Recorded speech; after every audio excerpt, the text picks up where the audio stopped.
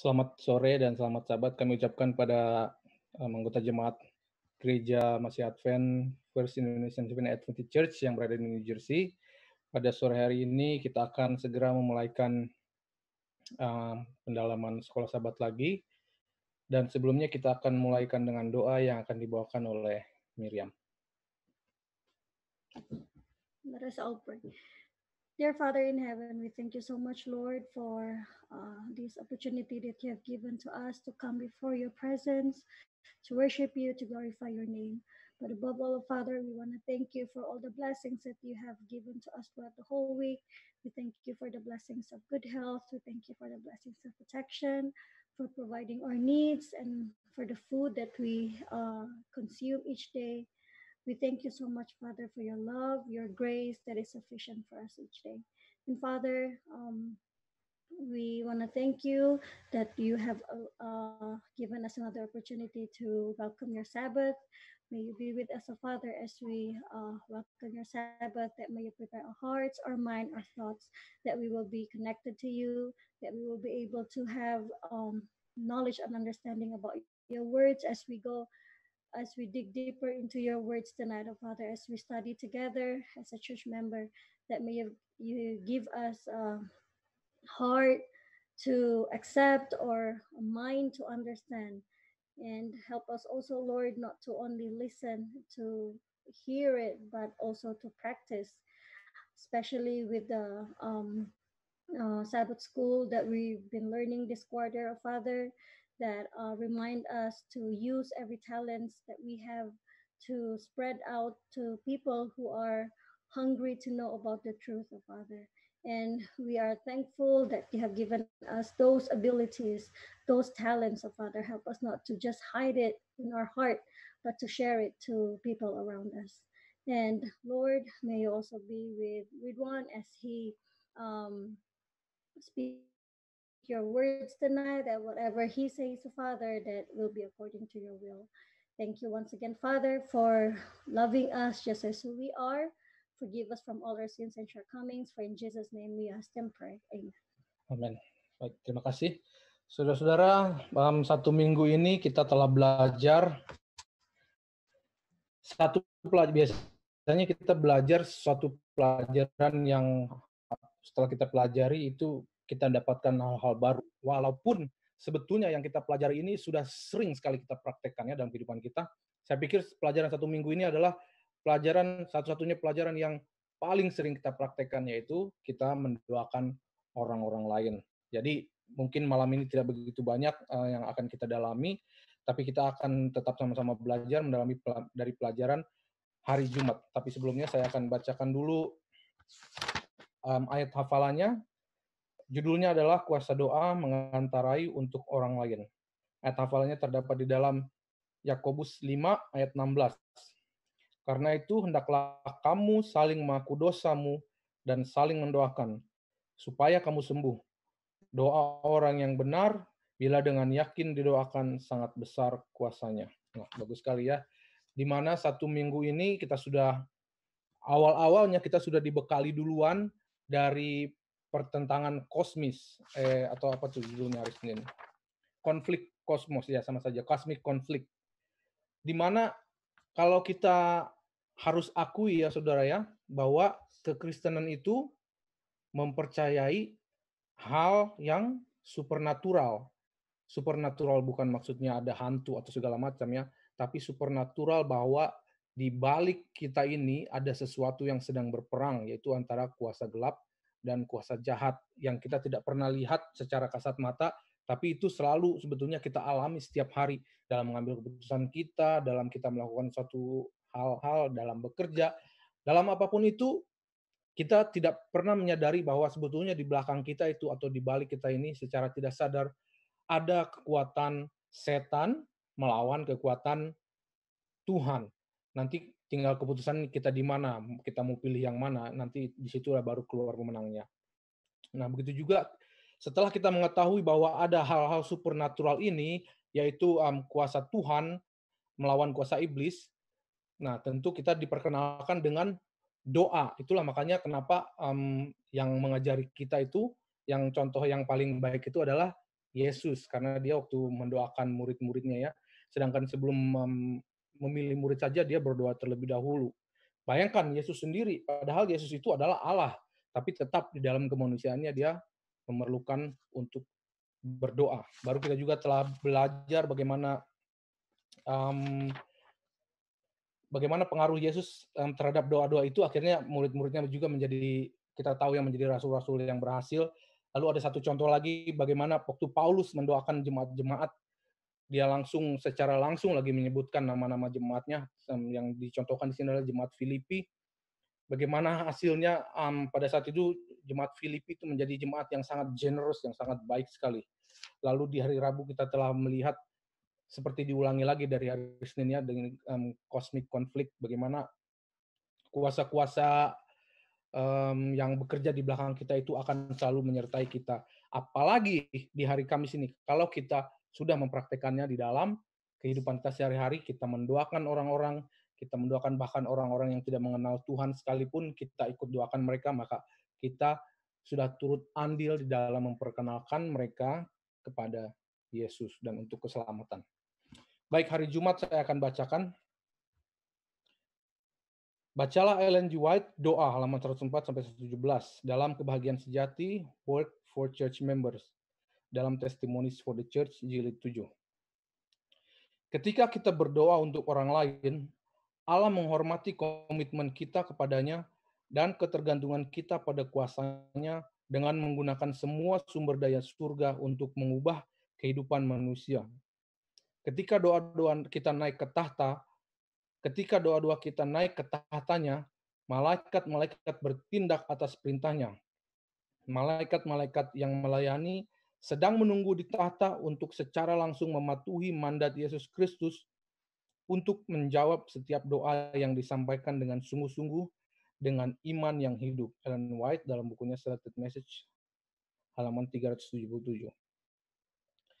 Kita memiliki kepastian bahwa tidak ada satupun kita memiliki kepastian bahwa tidak ada satu doa pun yang hilang.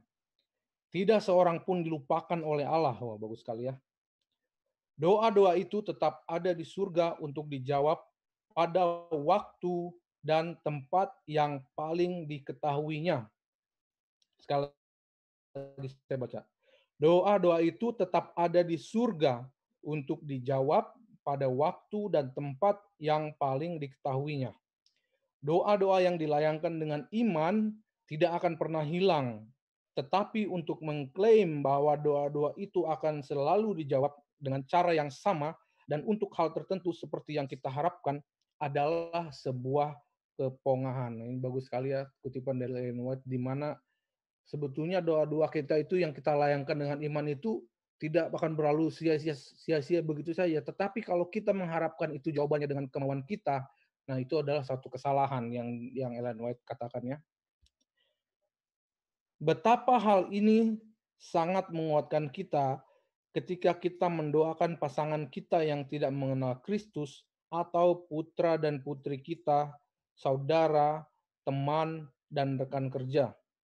Tidak ada satu doa yang tulus yang hilang.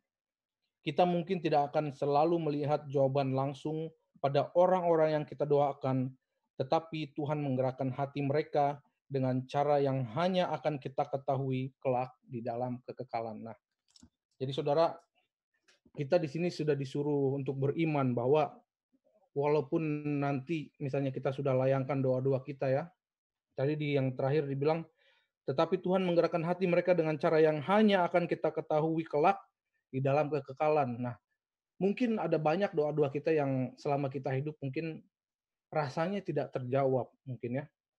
Tapi mungkin setelah kita mati mungkin, pada saat kita mati di dunia ini mungkin, lalu doa itu terjawab, tapi kita nggak tahu. Nah, itulah yang dibilang di dalam kekekalan nanti barulah kita akan tahu kenapa hal itu terjadi, dan itu pasti semua dengan sekehendak dengan kehendak Tuhan. Nah, saudara-saudara, ini sudah sangat jelas sekali ya dari minggu-minggu lalu bagaimana kita harus mendoakan, bagaimana kita harus mendoakan dan mendoakan orang lain.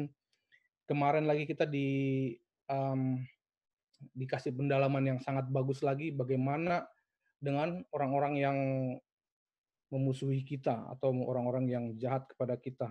Nah, kemarin penjelasan dari pendeta sudah sangat bagus, di mana sekalipun kita memiliki musuh, ya itu juga sudah diperintah dalam Alkitab sih. Sekalipun kita memiliki musuh, kita harus tetap mempraktekkan doa itu, kita harus mendoakan mereka ya, sama seperti Yesus tadi saya bilang ya, dia doakan murid-muridnya, murid-muridnya menjadi rasul-rasul yang baik. Si Paulus juga mendoakan jemaat Filipi menjadi jemaat yang sangat generous. Nah, apa jadinya saudara kalau kita mendoakan seseorang? Sudah dibilang tadi bahwa itu tidak akan pergi dengan sia-sia, apalagi kalau doa itu kita layangkan dengan tulus, dengan penuh iman ya. Nah, kalau begitu saudara, mungkin sepertinya sampai situ aja. Tapi kalau kita mau bertanya, bagaimana kalau doa-doa kita itu tidak dijawab, padahal doa-doa kita itu doa-doa yang tulus? Bagaimana kalau contohnya saya ya kemarin waktu ambil ujian NCLEX nursing itu, tiap hari ada doa khusus. Setiap hari ada doa khusus, didoakan sama istri, didoakan sama mama papa saya, berdoa sendiri. Bahkan setiap soal yang saya terima, berdoa. Sebelum jawab saya berdoa. Berapa puluh soal, berapa puluh kali berdoa. Tapi sepertinya apakah sia-sia jawaban saya itu? Karena setelah itu saya fail, saya gagal. Apakah jawaban saya itu sia-sia? Apakah doa saya itu sia-sia? Atau misalnya kita memiliki satu hal yang kita doakan secara terus-menerus, tetapi sepertinya tidak ada jawaban yang nyata gitu dalam kehidupan kita. Kalau terjawab ya sudah ya puji Tuhan kan kalau terjawab. Tapi kalau tertunda akhirnya terjawab juga ya puji Tuhan juga. Tetapi bagaimana kalau doa-doa kita itu tidak terjawab, saudara? Apa yang salah? Apalagi kalau kita orang beriman. Kalau orang yang nggak beriman ya mungkin kita tahu lah jawabannya bagaimana. Ya mungkin karena mereka itu bukan orang yang percaya Tuhan misalnya. Atau mereka itu bukan anak-anak Allah. Atau mereka itu ya bukan orang di dalam kita. Tapi bagaimana dengan kita misalnya yang sudah sungguh-sungguh, tetapi doa-doa kita itu sepertinya tidak terjawab sampai saat ini juga. Nah, saudara, saya ingin bagikan sedikit kutipan bahwa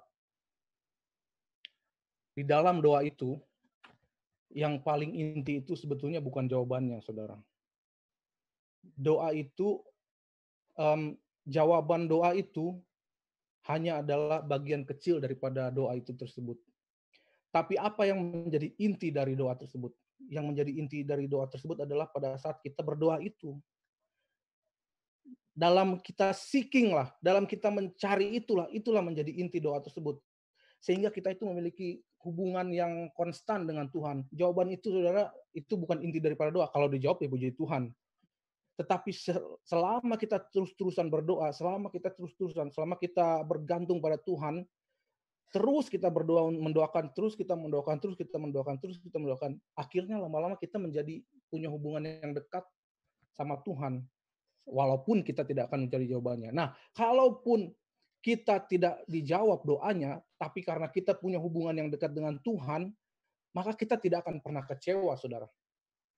Seandainya kita mempunyai hubungan yang baik dengan Tuhan, dan doa kita tidak terjawab, kita tidak akan pernah kecewa. Kita hanya akan kecewa kalau hubungan kita tidak baik. Misalnya saya dengan Miriam. Saya minta Miriam, minta istri saya beliin saya komputer baru dong. Tapi misalnya saya setiap hari kerjanya berkelahi sama dia. Kerjanya saya berkelahi sama dia. Kalau minta suatu hari saya minta mau beliin komputer, dia bilang mau ngomel-ngomel segala macam, saya pasti langsung kecewa sama dia.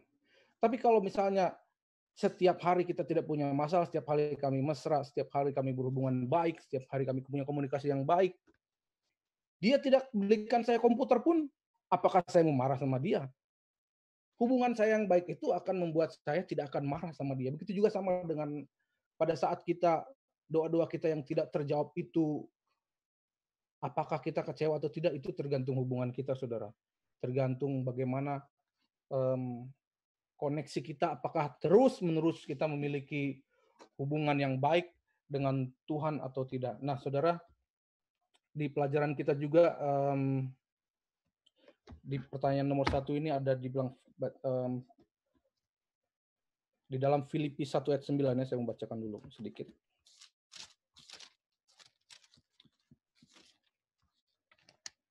Saya akan bacakan 3 ayat, Filipi 1 ayat 9, Kolose 4, 2 ayat 3, Filipi 1 ayat 19, sorry.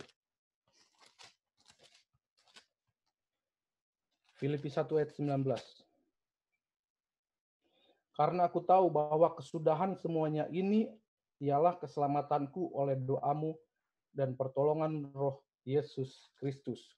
Kolose 4 ayat 2 dan 3. Kolose 4 ayat 2 dan 3. Kamu tahu juga petunjuk-petunjuk mana yang telah kami berikan kepadamu atas nama Tuhan Yesus. Karena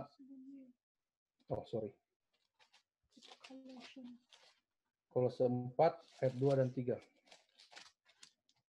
Bertekunlah dalam doa dan dalam pada itu berjaga-jagalah sambil mengucap syukur.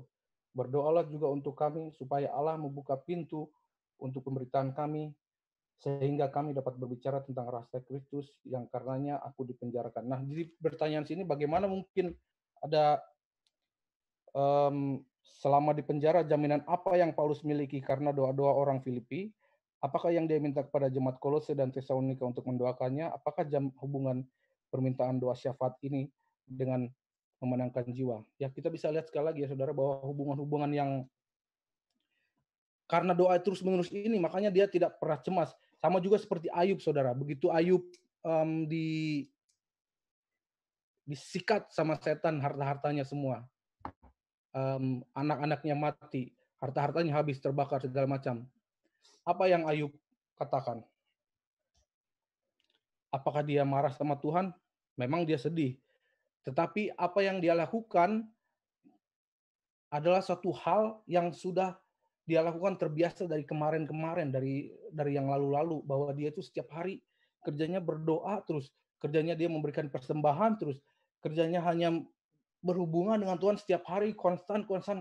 Begitu tiba masalah sama dia, hancur lebur sama masalah dicobai oleh setan itu, dia tidak meninggalkan Tuhan, saudara. Itulah makanya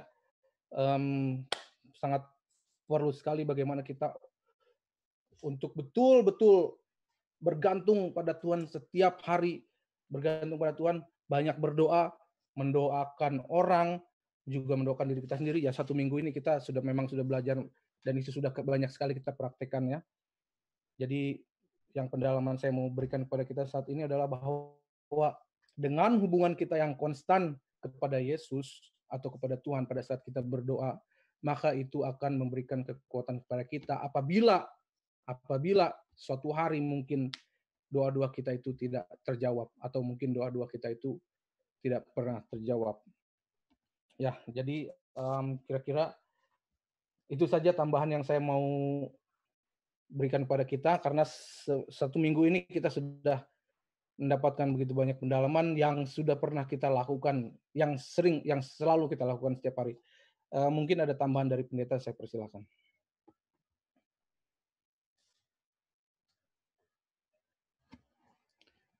Di-unmute dulu pendeta. Sorry. Oke. Ya, sudah ya. Baik, terima kasih pada Ketua Rituan yang sudah membawakan pelajaran malam hari ini dan seperti tidak perlu ada yang kita perlu tambahkan sebenarnya ya, tetapi mari kita lihat saja beberapa ayat. Jadi saya ingin menekankan kembali Filipi 1 ayat 19 ya. Di sini Rasul Paulus katakan karena aku tahu bahwa kesudahan semuanya ini, kesudahan apa? Kesudahan daripada apa? Daripada dia masuk dalam penjara ya, penderitaannya. Kesudahan penderitaannya apa ya katakan? Kesudahan semuanya ini ialah keselamatanku. Bahasa aslinya ataupun bahasa Inggrisnya deliverance. Jadi bukan salvation. Jadi ini bukan berbicara tentang salvation tetapi kelepasan. Jadi kelepasan daripada keberadaan di dalam tekanan, kelepasan dari keadaan di mana kita ada masalah yang besar. Itu apa? Dari mana? Kira-kira dari mana kelepasan tersebut dia peroleh? Tentunya dari Tuhan. Tetapi siapa yang telah memohon kepada Tuhan? Nah, itulah umat-umat Tuhan yang ada di Filipi. Makanya dia katakan apa ya? Karena itu aku tahu bahwa kesudahan semuanya ini ialah keselamatanku atau kelepasanku oleh doamu dan pertolongan Roh Yesus Kristus. Jadi seperti yang kita selalu dengar bahwa kekuatan ataupun kesuksesan itu adalah kerjasama dari dua pihak. Dari kekuatan surga dan juga manusia yang mau bekerja sama dengan surga. Dan di sini Rasul Paulus, besok saya akan berkhotbah tentang kitab Filipi ini ya. Jadi kita bisa melihat bagaimana dia sangat berterima kasih. Dia sangat bersyukur kepada anggota-anggota jemaat di Filipi karena ketekunan mereka di dalam doa yang telah memberikan kekuatan kepada Rasul Paulus. Dan tujuannya itu adalah apa ya? Kalau kita lihat adalah kelepasan. Seringkali kita berpikir bahwa kelepasan, bebas dari penderitaan, bebas dari masalah itu adalah apabila kita memiliki ini, memiliki gelar, memiliki surat, memiliki uang, dan lain sebagainya. Tetapi kalau kita lihat, kelepasan yang sesungguhnya itu adalah satu kehidupan yang damai di dalam siapa ya? Dalam Yesus. Walaupun seperti Rasul Paulus dia berada di tengah-tengah apa? Di tengah-tengah di dalam keadaan di penjara pada saat itu. Nah, sehubungan dengan apa yang kesaksian daripada Ketua Ridwan tadi, betul sekali bahwa seakan-akan kita tidak melihat jawaban Tuhan. Ada orang mungkin yang berdoa lalu dia bisa lulus dengan doanya tersebut, dan sepertinya Saudara Ketua Ridwan dia berdoa tapi seakan-akan tidak lulus atau belum lulus mungkin pada saat ini. Jadi, tetapi jawaban itu sudah kita dengar tadi ya, bahwa yang Tuhan ingin kendaki adalah satu hubungan kita dengan Dia. Alkitab katakan, apalah gunanya kita memiliki seluruh dunia tetapi kita kehilangan apa? Jiwa kita, hubungan kita dengan Tuhan. Jadi yang terutama yang dapat dicapai oleh setiap umat manusia itu adalah satu hubungan erat dengan Tuhan, dan kelepasan ataupun berkat-berkat lainnya itu adalah apa ya? Itu adalah bonus saja. Bonus saja yang Tuhan dapat berikan. Pada saat Sadrak, Mesak, dan Abednego diancam untuk dibakar di dapur api, Raja berkata, kamu sekali lagi aku akan perdengarkan suara sangkakala, dan pada saat itu kamu harus menyembah patung daripada patungku yang dimana semua orang ini sudah sembah tapi kalian belum lalu sembah ya. Dan lalu Raja katakan di dalam Daniel 3 ya, dan Daniel 3 ayatnya yang ke-15 bagian akhir, dan dewa manakah yang dapat melepaskan kamu dari tanganku? Mari kita lihat jawaban daripada Sadrak, Mesak, dan Abednego ya. Ayat 16, Daniel 3 ayat 16. Lalu Sadrak, Mesak, dan Abednego menjawab Raja Nebukadnezar, tidak ada gunanya kami memberi jawab kepada Tuanku dalam hal ini. Apakah mereka mau menyembah atau tidak? Jadi mereka bilang, kami tidak perlu memberi jawaban. Kenapa? Ayat 17. Jadi dengan kata lain, mereka katakan, ya kami pasti akan apa? Tidak akan menyembah patung tersebut. Dan alasannya inilah, ayat 17 ya. Jika Allah kami yang kami punya sanggup melepaskan kami, maka Ia akan melepaskan kami dari perapian yang menyala-nyala itu dan dari tanganmu, ya Raja. Ayatnya yang ke-18. Tetapi seandainya tidak, hendaklah Tuhan mengetahui, ya Raja, bahwa kami tidak akan memuja dewa Tuanku dan tidak akan menyembah patung emas yang Tuanku dirikan itu. Jadi dengan kata lain, dalam peristiwa-peristiwa yang kita mintakan kepada Tuhan, entah itu kesembuhan, entah itu kesuksesan, keberhasilan yang sementara di dalam dunia ini, ya, Tuhan sanggup. Walaupun Saudara Ridwan tidak belajar apa-apa, Tuhan akan sanggup, Dia akan luluskan. Tapi sekalipun tidak, Saudara Ridwan tidak akan apa? Tidak akan kecewa. Tidak akan lemah iman. Karena tujuan kita, sekali lagi, tujuan kita bukanlah keberhasilan yang dapat kita peroleh saat ini, tapi satu hubungan yang dapat kita miliki dengan Tuhan. Dan kalau itu yang kita miliki, maka seperti yang Saudara Ridwan sudah katakan, dia tidak perlu kecewa. Dia tidak perlu kecewa. Ya, seringkali orang ingin mendapatkan apa ya? Hadiah yang Tuhan apa? Yang dapat Tuhan janjikan. Entah hadiah itu kesehatan mereka, keberhasilan mereka. Hadiah itu adalah surat mereka di Amerika Serikat. Hadiah tersebut adalah keuangan finansial mereka. Tapi seringkali pada saat kita berfokus kepada hadiah yang Tuhan berikan, yang sering terjadi kita melupakan si pemberi hadiah, the giver, yang kita lupakan, dan kita hanya fokus kepada the gift yang diberikan oleh the giver. Marilah kita jangan lupa kepada the giver tersebut. Ini dapat saya tambahkan. Terima kasih.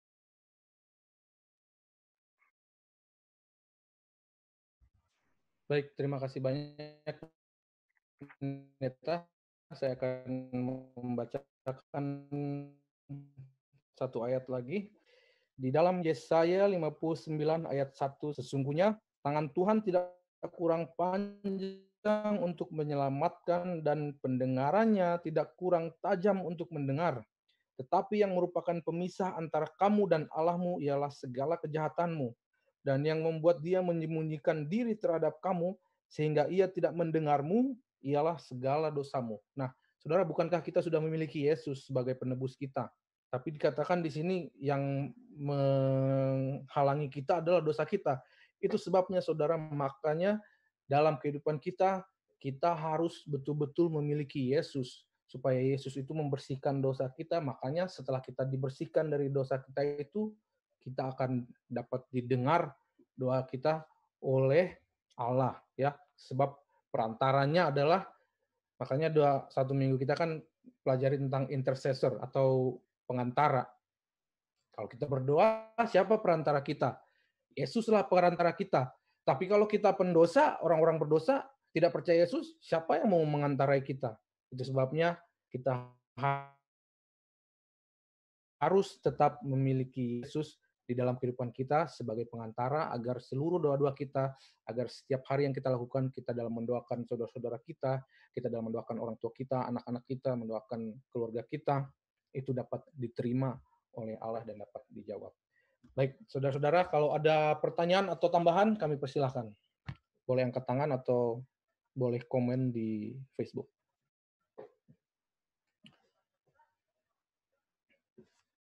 Ada pertanyaan lagi dan tambahan? Saudara, 2 hari yang lalu ya, saya pulang kerja, di jalan tiba-tiba ada orang di 287 itu, sebelum pulang kerja, tentu sebelum pulang ya berdoa dulu kan di mobil.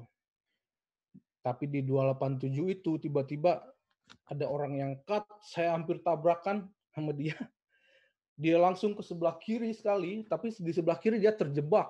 Ya, saya juga agak balas dia juga, saya kejar begitu. Akhirnya dia terjebak, dia ada di belakang saya. Lalu ya karena saya nakal juga, saya kerjain dia. Pokoknya saya kerjain dia. Tapi saya sampai rumah dengan selamat, saudara. Saudara, doa saya dijawab oleh Tuhan. Saya selamat sampai rumah. Secara jasmani saya selamat sampai rumah. Tetapi saudara, secara rohani saya mengalami kecelakaan, saudara. Pada saat itu secara rohani saya mengalami kecelakaan. Jadi biarlah saudara, doa-doa kita itu selain kita berdoa untuk hal-hal jasmani, jangan lupa juga kita mendoakan rohani kita, saudara ya. Jangan sampai kayak hal-hal itu terjadi, jasmani kita selamat tetapi rohani kita tidak selamat. Itu juga salah satu pelajaran sedikit dari kita. Biarlah kita mendoakan hal-hal rohani dalam kehidupan kita, bukan hanya hal-hal jasmani saja. Silakan saudara kalau ada pertanyaan atau tambahan.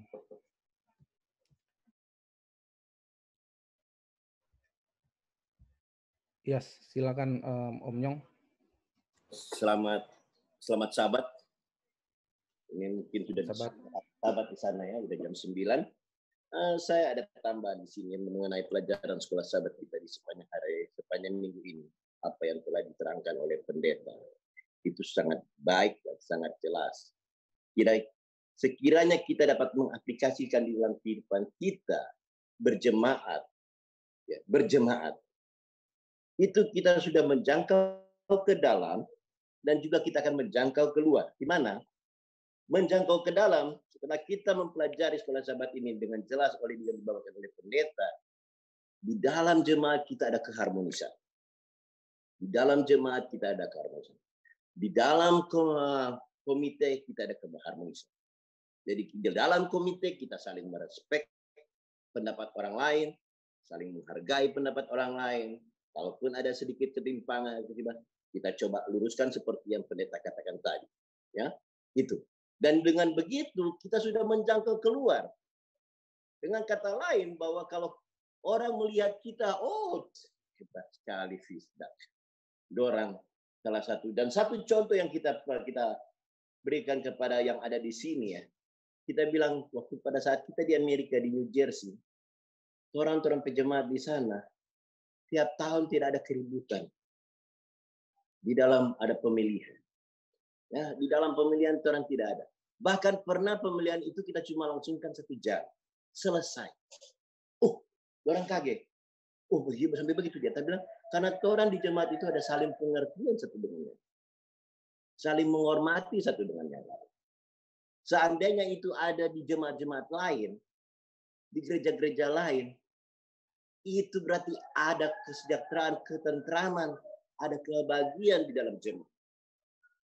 Kedua, saya pernah dengar seorang pendeta pernah katakan saya juga pada jemaat ini.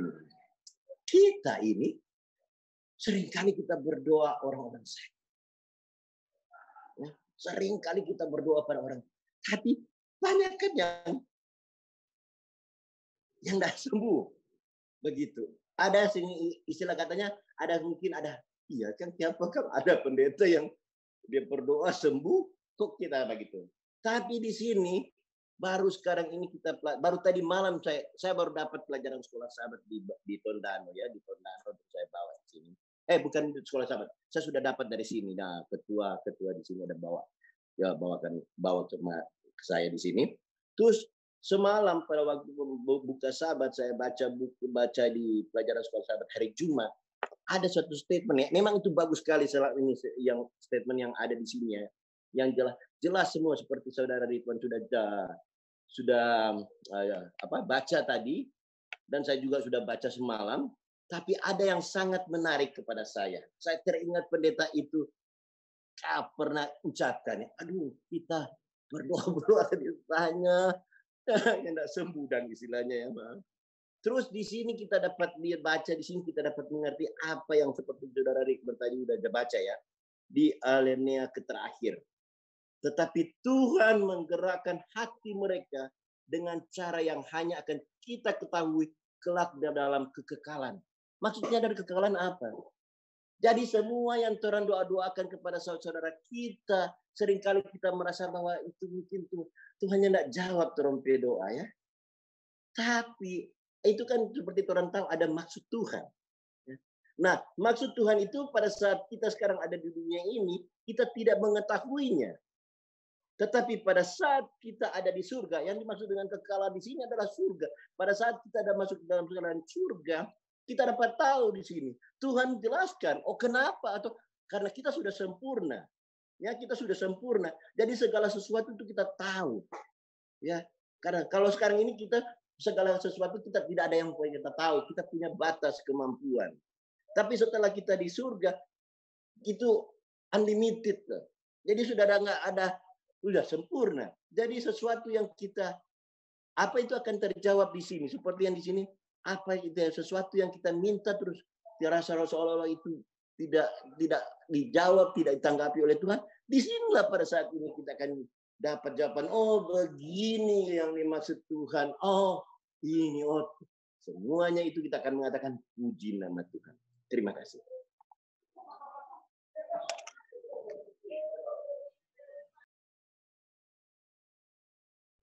Amin. Terima kasih, Om Nyong. Ada tanggapan, Pendeta?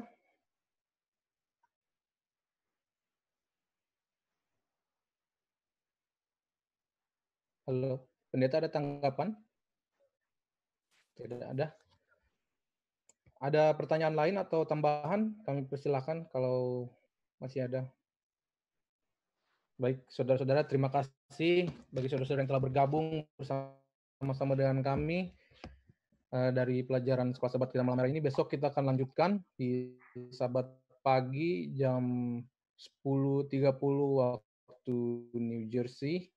Terima kasih bagi saudara-saudara yang bergabung dari Indonesia, baik Om Nyong, Amang dan Inang Siregar, dan juga Mama Bapak, dan saudara-saudara yang lain yang sudah bergabung. Kami ucapkan terima kasih, selamat malam, dan Tuhan memberkati.